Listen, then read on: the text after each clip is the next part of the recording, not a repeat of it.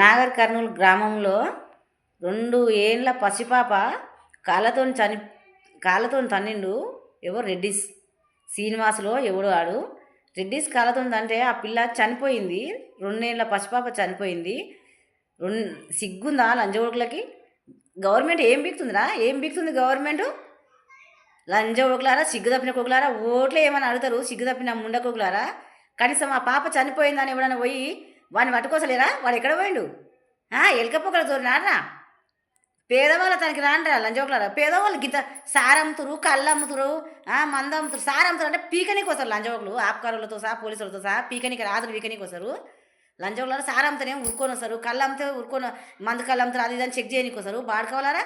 ఇలా ఆ పిల్ల చనిపోయింది, పోరారా పట్టుకోరారా లంజోకులారా? ఒక్కడన్నా ఆ సంపిన లంజోకు పట్టుకోరారా? మీకు గుద్దలు దమ్మలేదారా? పోలీసు నా కొడుకులారా, మీకే ఏ ప్రభుత్వం వస్తలేదా? మీకు ముందుకు పట్టుకరా అని చెప్తలేరా? దొంగ నా కొడుకులారా, ఎవడు పట్టించుకోండి రా లంజోకులారా. పేదవాళ్ళతో అయితే అన్నింటికి అవసరానికి ఓట్లు వేయరమ్మా, అదే రమ్మ ఇదే రమ్మ సంఖ నాకు వస్తారు సిగ్గు తప్పిన కొడుకులారా. పేదోని ఓట్లు వేయించుకోనికనేమో అవకాశం ఉంటుంది మీకు. పేదోని కాకపోతే ఎవడు ఆదుకోవాలరా? గవర్నమెంటే ఆదుకోవాలి. లంజోకులారా, పేదోనితో మీరు డెవలప్ అవుతారు. మాకు 1 కోటి రూపాయలు పెడతారు, 10 కోట్లు ఎంకకేసుకున్నారు లంజోకులారా.